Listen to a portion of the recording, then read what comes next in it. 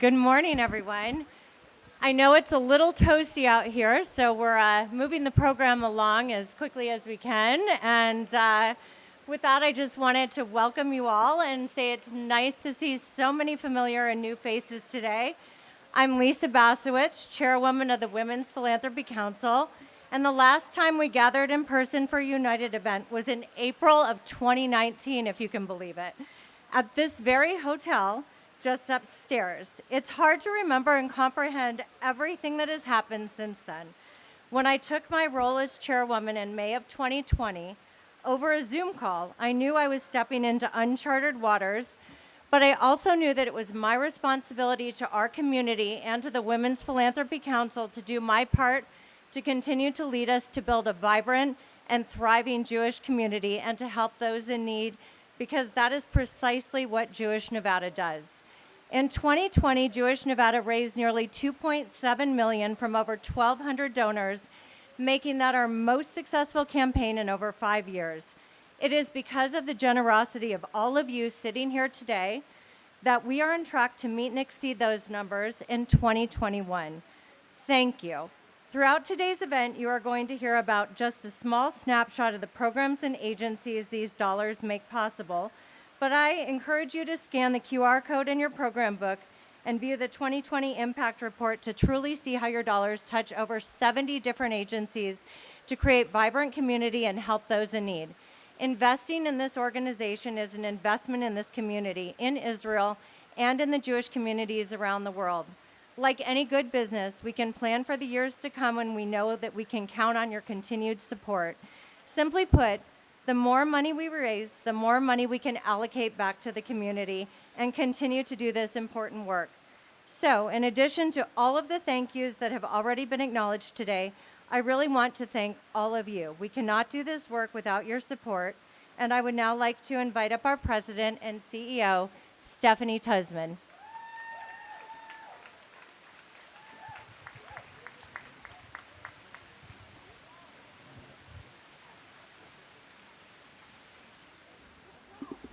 Ladies, hello, and gentlemen, Nate, thank you so much for being here.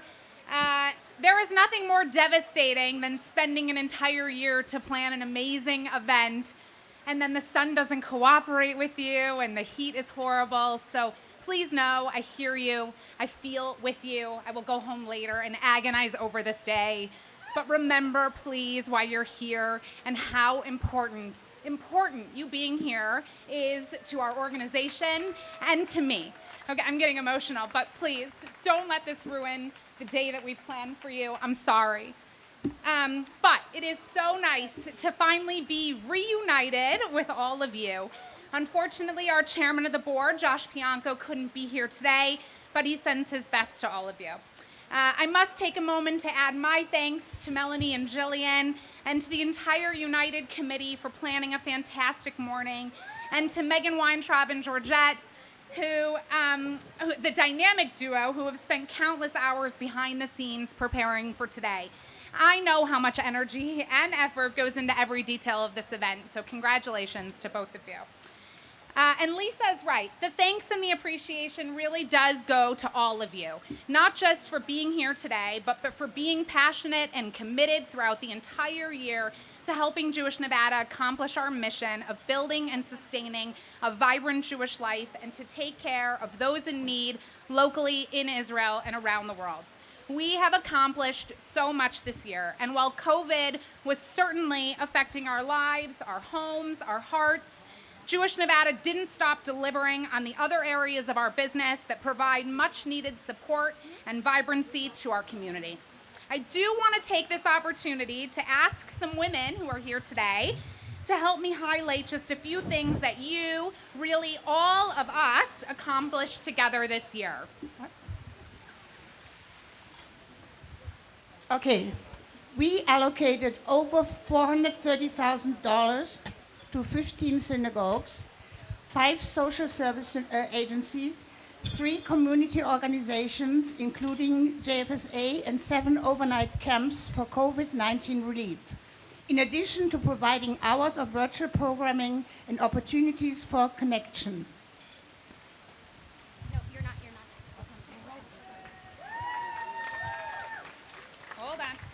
In addition to COVID-19 relief, we had our largest grant round in years, and we provided over 30 community overseas grants, including several organizations in Israel, our day schools, summer camps, synagogues, JFSA, and countless programs and agencies to bolster their work and help them remain viable and empowered to serve this community.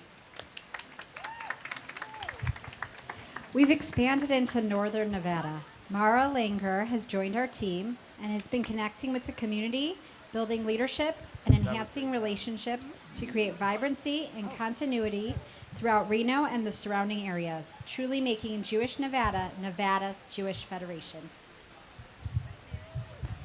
We provided $250,000 loan to the oldest Jewish cemetery in Nevada, which is located in Reno. The cemetery was running out of plots. The loan allowed to them to complete construction on the expansion to continue to bury Jews properly for the next 99 years.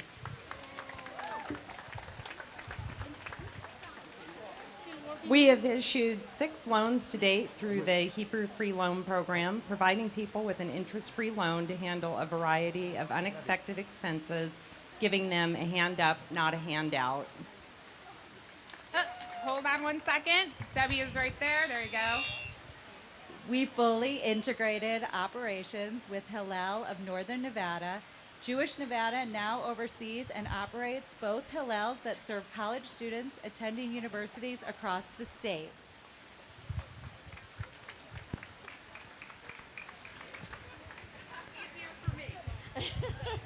We recently announced a new partnership with SCN, the Secure Community Network, to launch a statewide security program, including the hiring of a full-time regional security advisor who will oversee the initiative. SCN is the official safety and security organization of the Jewish community in North America. And this program, run by 22-year FBI veteran Beth Lamanna, will serve to better protect members of the Jewish community across Nevada who attend area synagogues, day schools, and other facilities. Lamanna will work closely with the ADL, the community's lead partner on anti-Semitism and hate crimes, and other Jewish community organizations. Wow, thank you. All of you made that possible. Thank you, and so much more. None of this vitally important work would be possible without your generosity and dedication to our statewide and global Jewish community. And if you're thinking it's just not enough and that we should be doing more, well, I agree with you. I want to do more. Put us to work. As Lisa mentioned a moment ago, it's nearly impossible to build and grow a business such as ours if we don't know what to expect year after year. Please consider a multi-year investment in our work. This helps us to plan for future years and to continue to provide resources and programs to those locally in Israel and around the world. My sincere thanks and appreciation to all of you for being here today and for allowing me personally to partner with you in this meaningful work. Please continue to enjoy. Nate's going to come up in just a moment.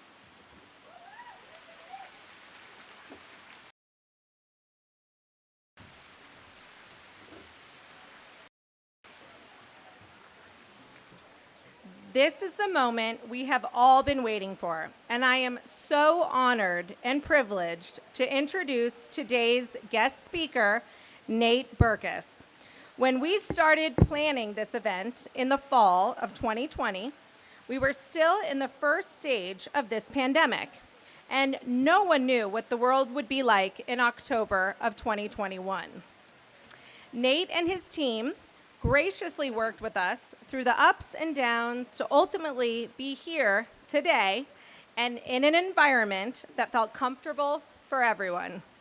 We cannot thank you enough. This started with a phone call to Nancy Golden, our fellow community member, proud Lion of Judah, and most importantly, Nate's mom.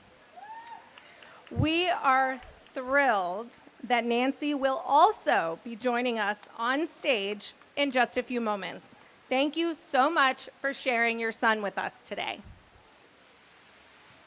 Today's program will be moderated by Marla Letizia, another amazing leader in our community. She is a past Jewish Nevada board chair, social media and TV cooking confidence coach Nanny Bubby, and a close friend of Nancy. Since designer Nate Berkus established his award-winning interior design firm at the age of 24, his approachable and elevated philosophy has transformed countless homes around the world through his design work, home collections, books, television shows, and media appearances. Ever since Nate's first appearance on the Oprah Winfrey Show in 2002, he has become one of the world's most recognizable interior designers. Nate was on vacation in Sri Lanka during the tragic tsunami of 2004. The Jewish Federation's partners, the Joint Distribution Committee, or the JDC, played an instrumental role in the tsunami relief efforts. Nate currently lives in New York City with his husband, interior designer Jeremiah Brent, and their 2 children, Poppy and Oscar. Please help us welcome Marla Letizia, Nancy Golden, and Nate Berkus.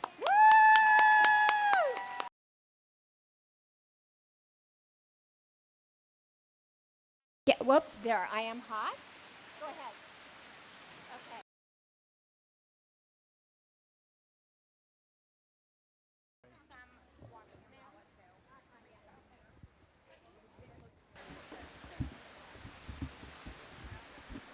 Am I hot? Can you hear me? Yeah, okay. Thank you. We want you all to be comfortable. Would you please take whatever time you need to move your chairs into the shade? Feel comfortable. Just move around for a brief 90 seconds. Get comfortable. This program is going to be amazing, and I know I speak for Nate and Nancy that they want you to be comfortable. I think I'm going to pull this back so that we have more space. Mother. Huh? I got it. 2620 for my. Yeah. I just want somebody to hold these. So thanks, guys. Thank you very much. Sure. Thank you. Okay. I feel it. Are you excited? Is that Excited for this? I am. so much better? All right. So now Great. we need to be in the shade. All right. Where do you want to? You want to be here or do you want to be here? So, I don't care, but I need. This is. What are you doing? I'm trying to find. This is bright. Mother, I'm trying to help you. No. Stand over here. Okay. Yeah. Okay. Testing, 1, 2, 3, 4. Can you hear me now? No Yeah. or yes? So I have to. One of the things it has. They can hear you. One of the things that.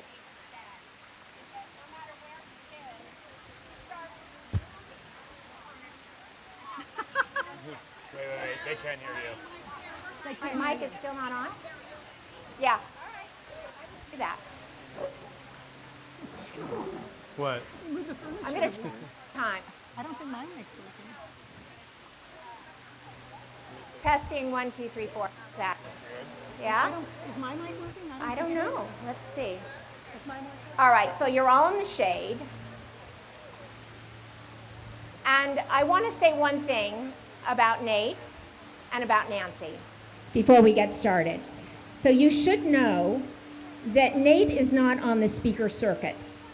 He doesn't go out and speak, charge a fee, and go to communities like ours and talk. It's not what he does. He's here today for one reason, and that is because he is the son of Nancy Golden, and this is his way of paying a homage to your beautiful mother, as this is her community. So I think we both would like to thank all of you. Well, all of you would like to thank both of you. I do want to say one other thing about Megan Weintraub, our 9-month pregnant staff member. It's more than that. I just can't think of your title. I apologize. She set her sights on bringing Nate here, and none of us knew it. She had a goal. She achieved this goal. We are here today And I think that all of us want to say thank you to Megan. Okay. Cheers. Cheers. So I wanted this table a little closer. That's okay. I love that you rearranged the furniture when we first got up here. It was just for the sun. Yeah. It looked a lot better before. Okay. So I will tell you that the overwhelming response, Nate, to when I mentioned to people that I was going to be interviewing you, and I really kept it very close to the chest, if that's the right word, just because I wanted to really be in the moment with you here. But it came up every other place, and the overwhelming response was, oh my God, I love him, I can't believe it. How do I come to this event? Well, about the 10th person that said exactly that, I had to ask. I said, why? Why do you love him? I know I loved you because you were Nancy's son, okay? But the overwhelming response was, I don't know what it is about Nate. He's just amazing. And what he does and the way that he brings it forward is remarkable. And that was consistent around the board. So, Yahoo for Nate. Thank you. So that deserved an applause, right, guys? Okay. Thank you. So let's begin at the beginning. I'm a huge meditative story listener, but I listened to it at the gym, and I was not back at the gym in March of this year. If you want to look it up, his podcast interview with Meditative Story, March 17th. I'm on the treadmill just after I spoke to Kelly, sobbing on the treadmill at the gym, and Nate tells a beautiful story. It actually starts at the beginning, even though the beginning was when he was 13 years old in this story. When his mom calls him up to the kitchen, she's on the phone, she's making bottled spaghetti sauce and canned American Beauty pasta. Oh God, Nancy. Yep. It's my specialty. Yes. And Nate, I'll let you take it from there. Well, can everybody hear me okay? All right, great. First of all, I just wanted to say thank you so much for such an incredibly warm welcome. I'm in awe of the work that all of you do every single day. And although you're right, I am here because my mother's making me, which is a much less polite way of saying that. But the truth is that, is my mic going in and out? I can't tell. It's going in and out. All right. Is this better? Yeah. Everyone? Okay. So, although you're right, I am here because my mother's making me, which is a much less polite way of saying what you just said. She's a Jewish mother. Exactly. And I'm sure there's some people in the audience that understand. Anyway, the story for Meditative Story was a really interesting thing that I did not want to do. The premise of Meditative Story are these sort of ideas that are seemingly innocuous that end up actually changing the course of your life. And so when I was 13 years old, for my bar mitzvah, my parents decided to give me my own room. That was really good news for me for a lot of reasons. Number one, my younger brother Jesse is a pig. So the idea of continuing to live with him for one more second in our shared room in Minnesota was inexcusable. But I had the opportunity to craft and create my own space with my mother, who is an interior designer, but you actually gave me a tremendous amount of leeway. And I remember, I had appalling taste at the time. It was red and white and gray, and there was a lot of Formica, because this was 1984. But it opened up this incredible opportunity for me to actually connect, and I think the fabric that threads that moment of my childhood to who I am today and how I move through the world today is that it was the very first time that I understood the power of an interior and the power, even as a 13-year-old kid, to make yourself feel esteemed and seen and heard, which is something that I think the work, obviously, that Jewish Nevada does, making sure that people who aren't able to sit at this luncheon are seen and heard and acknowledged. And we all search for that, no matter what we do in life. So for me, that opportunity came through design, but that was definitely a pivotal moment. And I have a question about the Jesse thing. So Nancy, tell us, you've got 3 children. Can you hear me now? Yeah, go ahead. Yes. Tell us, Jesse. Okay, so Jesse was the middle child, which is the saddest position in a family that they could be. And he was a slob, and Nate was immaculate. And every time I would go into his room and he had things messy, I'd say to him, I'm going to dump all your drawers. And he didn't believe me, and I dumped all his drawers multiple times. So that kind of changed him. And as an adult, he is as neat as you are. Now he is, yeah. And then, I was going to ask that. And you have Marnie?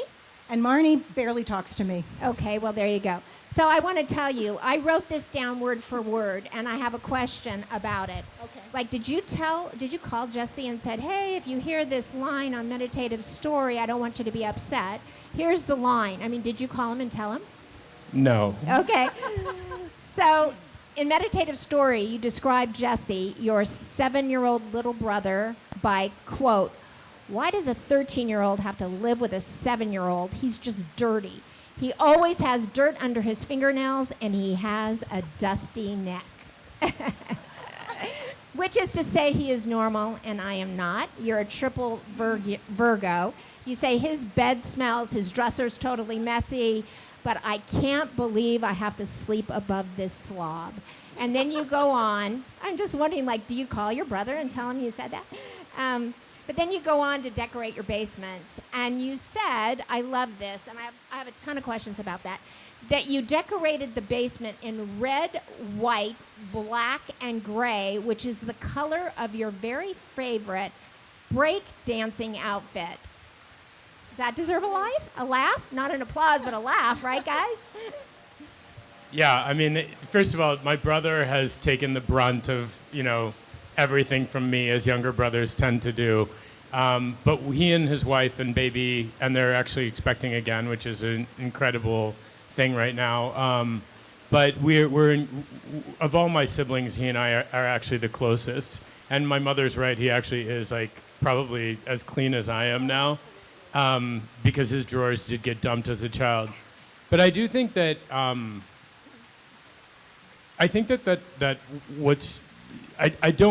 never called him to. I never call him ever. It's like Jerry Seinfeld doesn't call anybody either when they're going to end up in his routine. So I don't really feel like I have to. Like, family is fair game, right?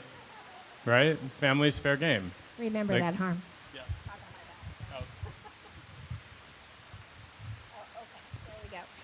You say of your mom that by giving me this room, she gave me everything I ever needed. That you pay a beautiful homage to her and say that as a parent now, you scan for clues with Poppy and Oscar to see what lights them up. And then you and Jeremiah feed that light. And I'm sure you've witnessed this for yourself, Nancy, watching him be a parent. I'm sure has lit you up. What parented advice do you have for the women that are here today? No, you. Okay. Go ahead. My turn. So he's going to be mad at me. About when Poppy was about 4, maybe 3.5, she had a meltdown. And Poppy was the most sweetest, just adorable child. She was disciplined and she was loved, still is. And when Jeremiah called me and said, you can't believe what's going on here. She is screaming. I've had to pull her out of the tub. She won't stop crying. And we don't know what to do. And Jeremiah, who is this incredible parent who is strict and loving, which is an amazing combination, he said to Poppy, if you don't stop crying, I'm going to put you in your bed, and you're going to stay there. And she got into bed, and Nate went over to her, and he whispered in her ear, do you want a pony? And that's the difference between their parenting. That's fair game. Yeah. I mean, she's not getting a pony because I'd like to stay married, to be clear. So, yes.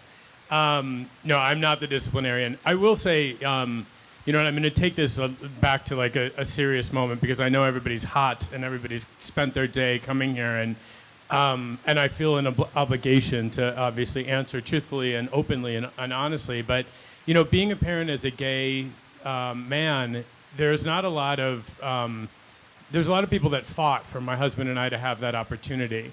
And we stand on the shoulders of several generations of people who were out in the world not doing things on television, not creating furniture, but marching in the streets to allow me and my husband and our children to have the lives that we have. And so we're very, very conscious, both of us, of the responsibility that we have, because ultimately I believe that everybody's all the same. And ultimately I believe that all parents' pain is the same and all parents' joy is the same. And we're very much tapped into that as parents. You asked me any advice.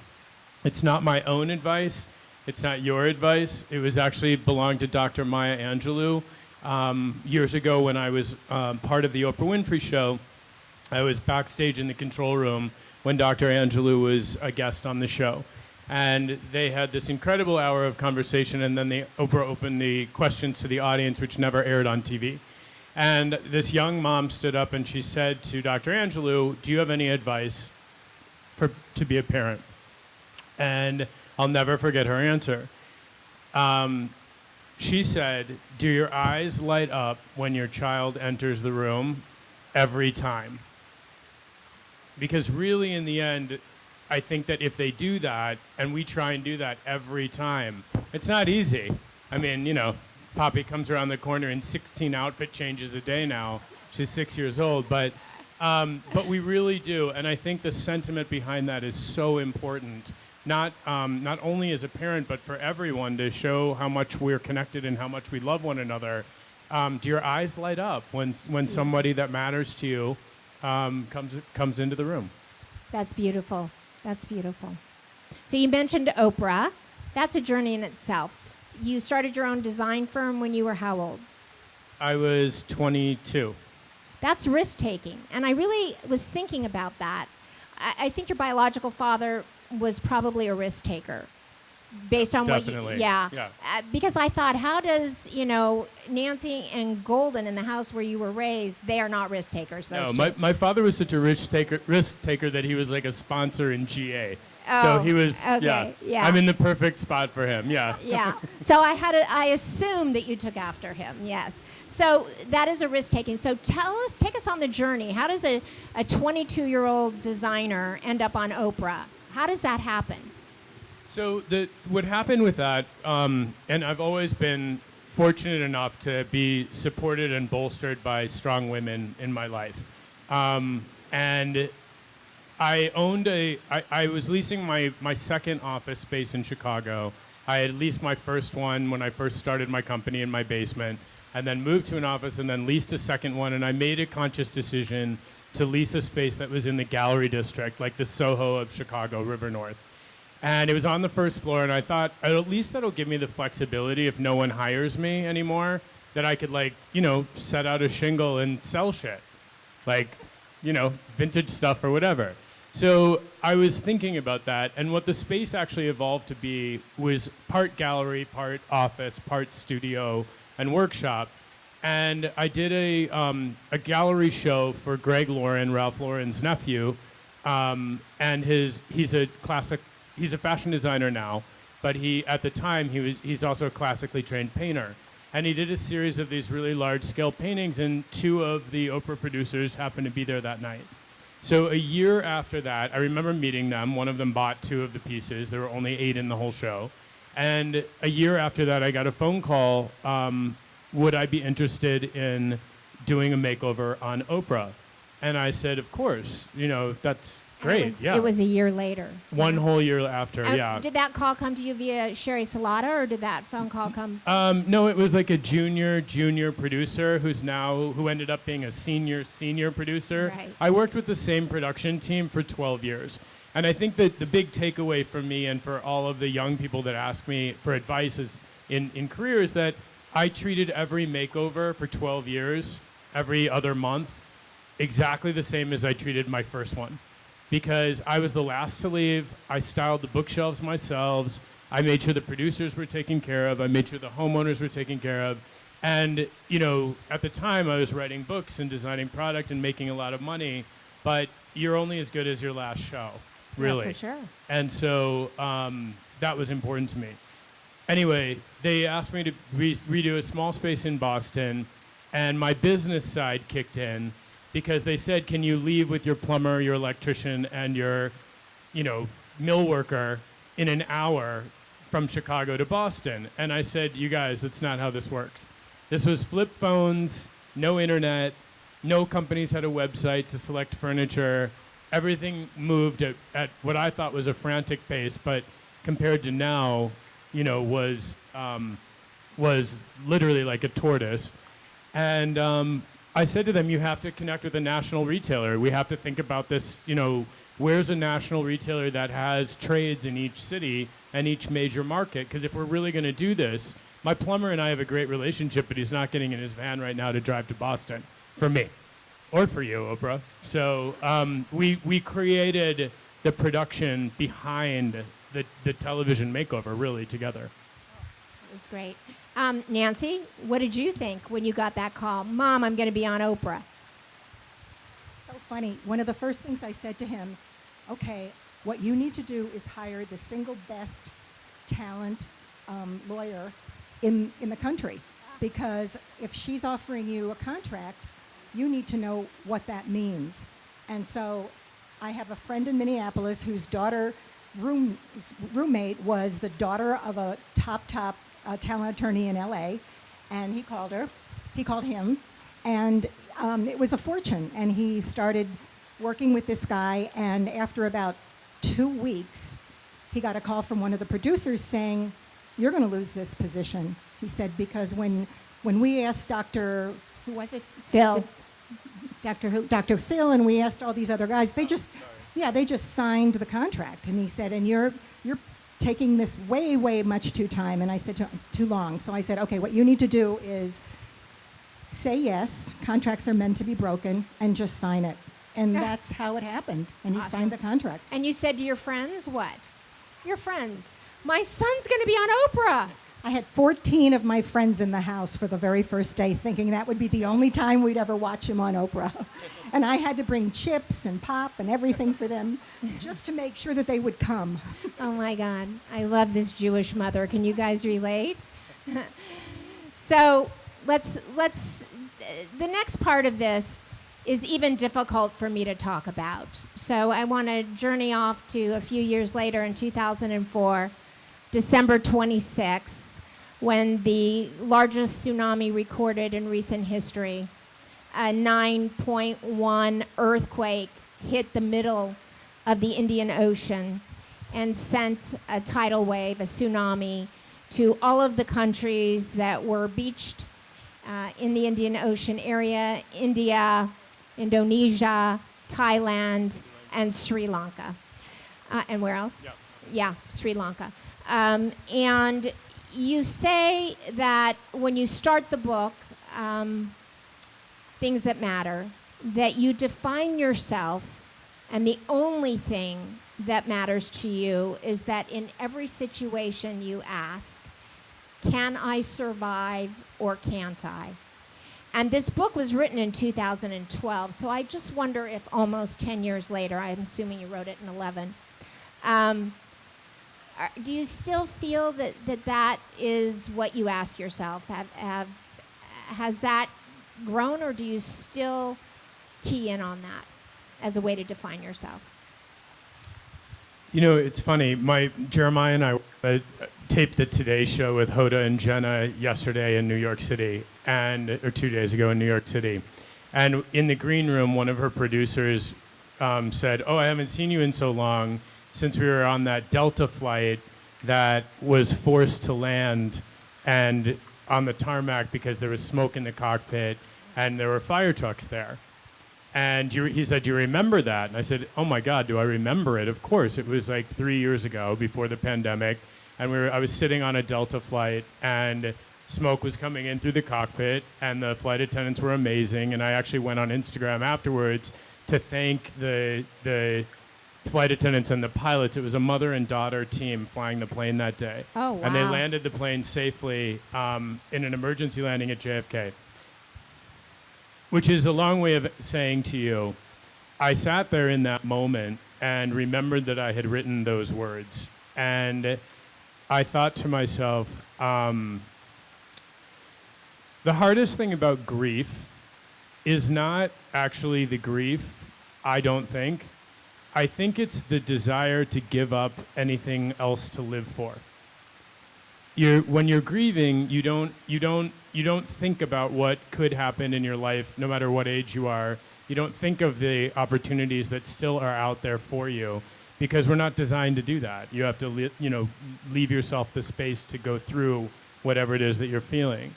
But I have so much to live for now. And my life and my world looks so different than it did in 2004. So for me, having yet like another, obviously not as serious and everyone was fine, but having like another sort of terrifying experience that was beyond completely outside of my control, similar to the tsunami in that way, it really just made me sit there and think to myself, the only thing that we're really in control of are the choices that we make, the choices to connect, with other people, the choices to move through the world in a way that we can hold our heads held high. That's it. I want to just, if you can go there, are you able to go there with me, Nate, just a little bit? I'm going to ask you what you thought, but you were in a hut on the beach with Fernando, who was your very beloved partner at the time. Yeah. And take us through the experience. What did you think when suddenly water started coming into the hut? And I really have some poignant questions to ask you as a follow-up. But if you want to listen closely to this, because this is Survival 101, and you might take something from this. So what happened? We were sound asleep and heard like this crashing sound in the middle of what I thought was the middle of the night, in a tiny fishing village on the coast of Sri Lanka. And there was a moment of like utter confusion. We were, sleeping in this little hut with like a metal bed and a desk and a chair, and all of a sudden water started pouring over the mud brick walls. And I didn't know the word tsunami. That was not like a vocabulary word that I'd ever had. It was a sushi restaurant 2 blocks from my house in Chicago. I mean, I didn't know really what a tsunami even was. And so essentially what happened was, from that moment, everything obviously changed. And I remember drowning several times and thinking to myself, I'm so grateful that I know which way is up, because the sun had come up, so I knew which way to swim. But it was like being in a washing machine, and I've told this story several times, and I write about it in the book as well, but it was literally like being completely disoriented and fighting for one primary thing, which was air. Breath. Yeah, breath and air. So I'll let you ask whatever pointed questions you'd like to ask. Where does your mind go when you're being tossed around like that? Where do you go? I'm told that even an atheist on an airplane going down suddenly starts praying and saying, God, please help me. And interestingly enough, if I might, at the back of the book, which I had never read before, you, in a tongue-in-cheek way, make a comment that the true evidence that God exists is because you were able to move and get everything settled before your talk show started. And it's in the back of the book when you're talking about moving out of the apartment that you shared with Carlos. And you said, remember writing yeah, that. Okay. And you said, the evidence that God exists. And I'm like, what? Because you got to move before the talk show started. But in that moment, did you go there? Where does one go? Where did you go? I mean, I can only speak from my personal experience, but you don't go anywhere, but can you survive? Right. I mean, when you don't have air, you don't have air.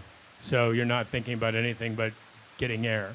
Like many people that Jewish Nevada helps, I think it's when you have a primary need that's not being met, a fundamental need that's not being met, that's your only focus.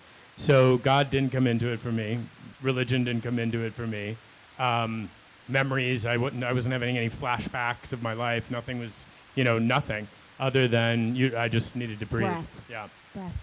And one thing that Nancy, I want to ask you where you were when you found out he was there and what happened, but I want to say this one thing, Nate, is that he went on to tell the story that, he was practically naked. The scene around him were broken bodies. I'm going to say it so you don't have to. That it was just a scene you can imagine. And I hope I can get through this myself because it was so moving. The scene was so tough, and he came across a 9-year-old boy, and he had remembered and walked a little farther and saw 2 parents desperately searching for their son. And Nate said, "Whoa, that's my table." Good. Desperately searching for their son. And in that moment, Nate stops and said, "I know where he is." And he goes back and he gets the child and he brings them to their parents, to his parents. And that's an applause, that's for sure. And I can betcha that those 2 parents believed that their prayers were answered in that moment, and that through you, that work was done. And I say that when we are in a terrible moment, will we only think of ourselves, or do we look to help others? And Nancy, I must tell you, as the mother of a man who stopped to show grace and love and compassion for others in that horrible moment that he was living himself, is, I think, one of the remarkable things that I have learned about you. And oh my God, I love you too. Nancy? You want to know how I first heard about this? Okay. So I was in Las Vegas, and I was having breakfast with another couple, my husband and I, and we were flying back to Minnesota. And the phone rang, and I didn't pick it up because it would be rude. And I get in the car driving to the airport, and there was a message from Nate. "Mom," I remember it like verbatim. "Mom, it's me. There's been a horrible natural disaster in Sri Lanka. Fernando is missing. I'm alive. I love you." That was it. And I went to the airport and put on the TV, and they said it was a tsunami, and I'd never heard that word. I didn't know what it meant. Just a sushi restaurant. It was a sushi restaurant. Next to Nate. And I literally didn't know what happened. And then finally, when Nate was able to call me, and he said that he was with 8 people or 7 people from all over the world that had been climbing a hill because he was in the water, and he was thrown onto a roof that had slats, and they kept sliding off, and this girl screamed at him, "It's a tsunami. You have to run for the hill, not stay by the ocean." And he did that, and he got into this area where there were probably, 7 or 8 his age people that were just on the ground. He was in boxer shorts. He had nothing. Everything was gone. And one of the producers, he called one of the producers. Someone had a cell phone that let him call me for a short minute, and one of the producers, and she arranged to have an airplane come get you, right? Helicopter? A helicopter or something to move them to the hospital. What was it? Well, because the rumor is, I know this is so funny. So the rumor is that the JDC got you out of the tsunami, and we're going to talk about the JDC a little bit later, but that is not true. I've come to find out. Your mother, I think, told me that Oprah sent in a CNN helicopter to get you. Also not true. Okay. I'm happy to speak for myself. Thank you, Mom. No, what happened is that I became friends with a woman who is in the process of writing a book, which I wrote the foreword to. Her name is Annie Nakvi. She was a BBC reporter who was working for a non-for-profit and visiting her friends. Anyway, in the end, Annie was able to talk to the Prime Minister of England because of her BBC connections. who sent a military helicopter from a Sri Lankan Air Force base, not to evacuate me, but to evacuate. I was actually the last person to get on the helicopter for two reasons. One, I didn't want to leave because I was convinced that Fernando was still alive and that he was in the jungle, and I would find him and we would be reunited, and if I left that hilltop, we would never see each other again. And B, I wasn't injured. So there were a lot of other people who were injured. So it was via my friend Annie Nakvi, not Oprah, unfortunately not the JDC. But we're still going to talk But the about it. JDC was also extremely supportive with the rebuild of the area and everything, as was Oprah and the people that donated to the Angel Network, which we were able to go back and rebuild the town, support 300 small businesses with microloans, and create the first two-story building, which was named after Fernando, which beautiful. still functions and is fully funded as a vocational school. And I would add that the Jewish world donated $18.2 million to the relief effort, recovery and relief. So it's a lot to be proud of, everybody. Let's talk about Jeremiah. Oh, yeah, go ahead.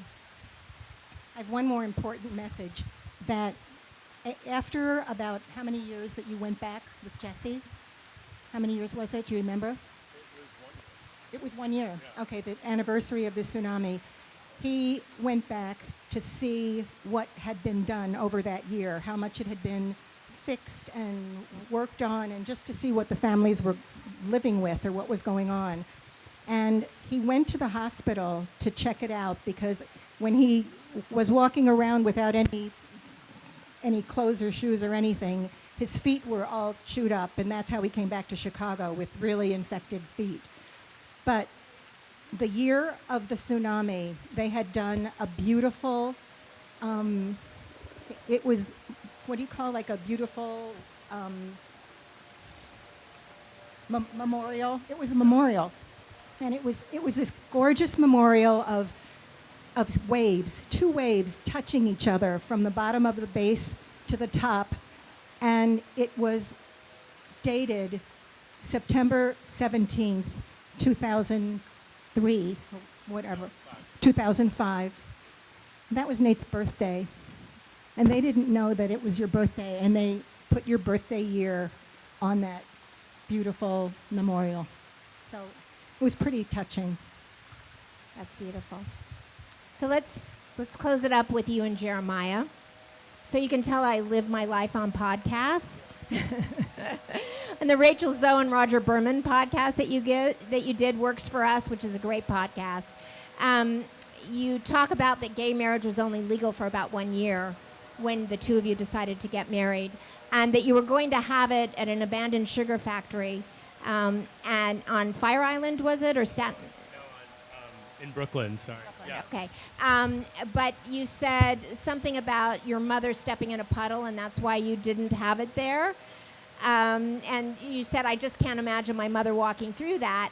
And then Jeremiah started to talk, but Nate said, wait, can I tell you what our mothers thought when we first met? And I'm like, what? What did they think? I can hardly wait. I'm writing this down. And Jeremiah says, no, I got to finish my statement. You can go back to it.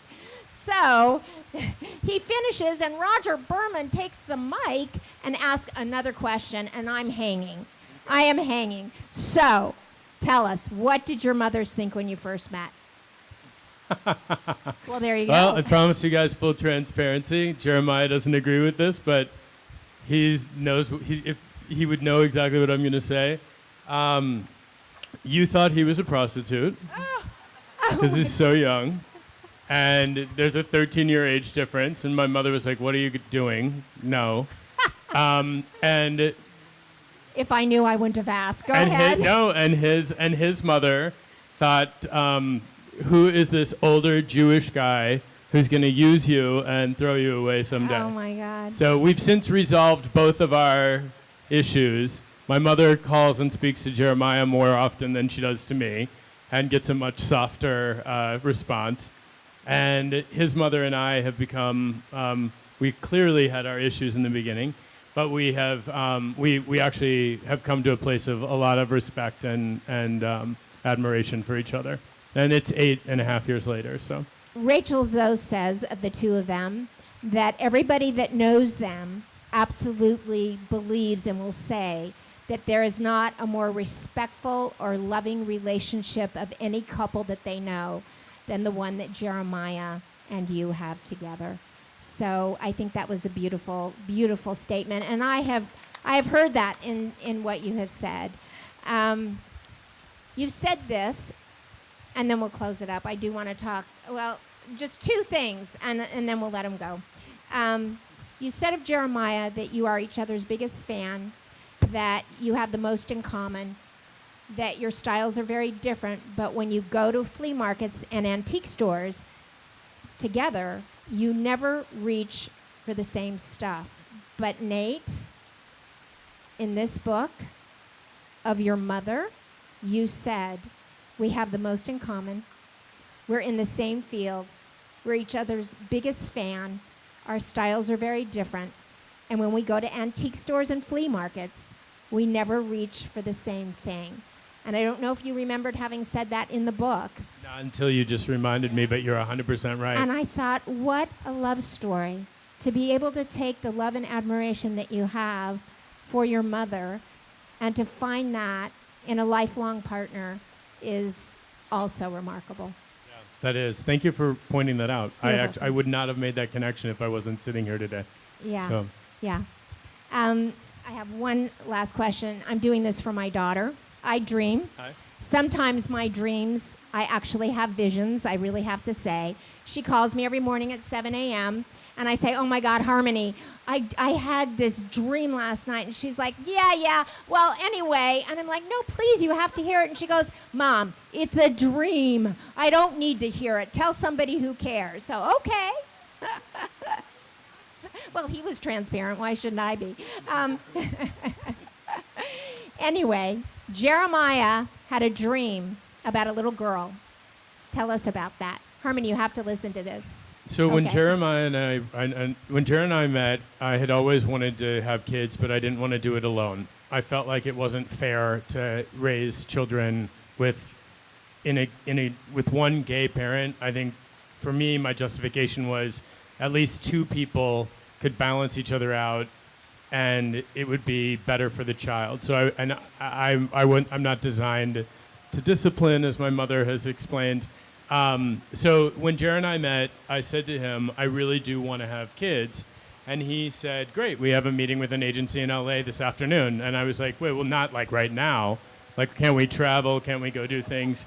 And he said, no, because this takes like 2 years. Having Poppy via surrogacy was obviously one of the biggest gifts I've ever been given. Having our son Oscar via surrogacy is also just as big of a gift.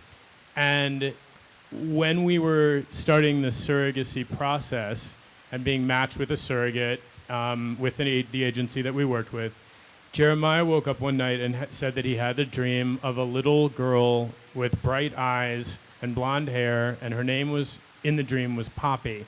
And she was playing on the beach, and she was 2 or 3 years old, and she was beautiful, and he knew that she was ours, and did I like the name Poppy? And I said, yeah. I mean, it's like a great name. It's adorable. Sure. And 3 years after she was born, we were visiting our friends, the Burgers, in Corrales, Mexico.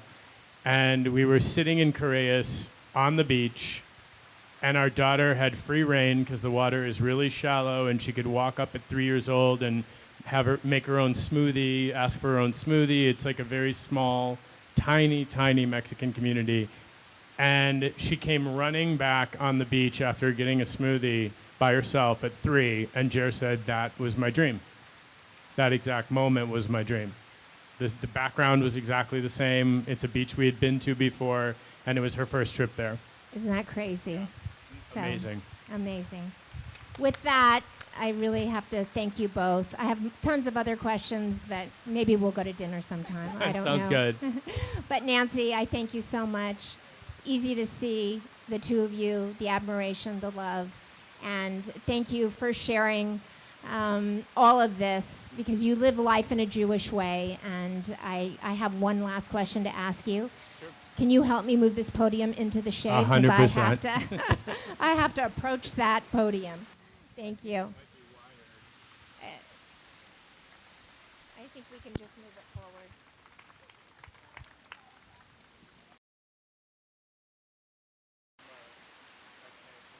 Okay. I'm going to do the best. You want an umbrella? Like a handheld? No. No? Okay. If you can make the mic, yeah, thank you. No, I can't hold that, the notes and the mic at the same time. Thank you so much, Kelly. I hope you were happy with that. Yeah. Do you want to? Okay. Yeah. No, it's okay. You're okay. So I don't want to make you suffer any longer, but I have been asked today to do the appeal.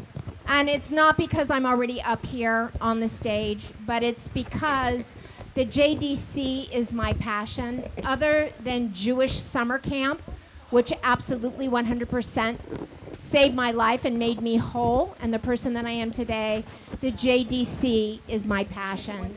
So we always try to educate you here when you come. And so I'm just going to tell you a little bit about what JFNA does. I'm going to tell you 3 stories very briefly. I've already self-edited out the very first part of this for your benefit. But very quickly, the JDC went into Indonesia to help with the relief effort. Over 230,000 people were killed in that tsunami.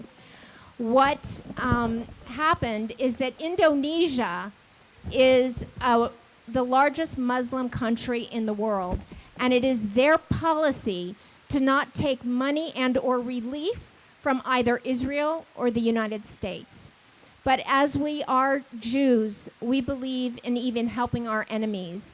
And so they went in under the name of something else, went into that country, and who knows more about water, which was one of their greatest problems in Indonesia, is they couldn't get water. And the IDF and the scientists went into this Banda Aceh in Indonesia and helped them get water. 2 years later, they had a great celebration, and the head of the JDC outed himself and explained that he was Jewish, that he was from Israel, and the largest philanthropic Indonesian said, "Thank you. I am embarrassed that we felt this way, but out of the bottom of our hearts, let me tell you thank you. We would not be where we are today." So these are the work that I know I said this well because Fran is crying, and if I can get Fran to cry, I know that The other, very quickly, I just want to tell you, is a woman of valor. So there is a woman called Adela who lives in Cuba. You may remember that there were tons of Cuban missions that were going, but those Cuban missions were not real. They were all to save a little boy. There were men's missions who went just to smoke brandy or smoke cigars and brandy. But this was all because there's a little boy in Cuba who was suffering from non-Hodgkin's lymphoma. And what they did, the JDC, is the only way we could get in to help this little boy is to send missions from the United States, what they called medical missions. So we all bought feminine hygiene products, Tylenol, whatever we could. But every city made a connection and brought the lymphoma chemo medication to this 11-year-old boy. And you only hoped, we could only bring 1 month's worth of chemo to help him live. And you would only hope that for the 14 months he needed that medication, that they continued to take missions, and they did. So this is just some of the work that the JDC does. So with that, I thank you all for being here. I ask you, if you are inspired by these stories, inspired by the fact that Nate is a man of great will and calm and beauty, and that he is a Jew, and throughout his book, he pays an homage to that background, which I adore. Please grab an envelope, make a donation if you can, and I thank you on behalf of everybody for being here today.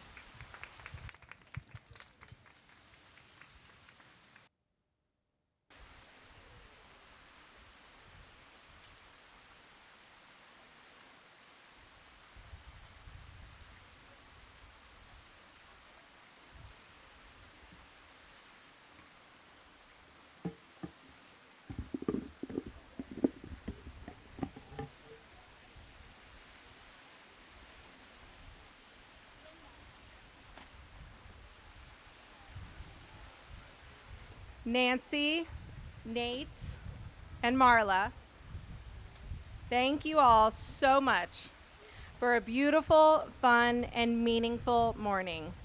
Will Leah Rosas from LV Luxury and Quiot join us on stage to help select today's gift opportunity winner?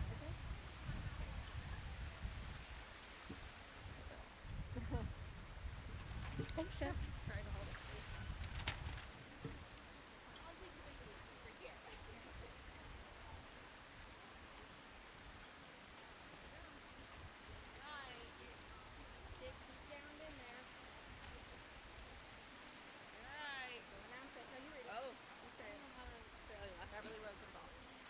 Beverly Rosenthal. Wait,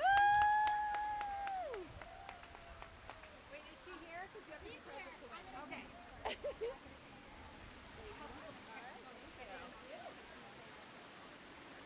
Congratulations to all the winners today. To collect your silent auction items, please visit the checkout booth on your way out. Thank you so much again for being here, for bearing the heat. We really, really appreciate your attention today and your passion and commitment to improving our community. Thank you.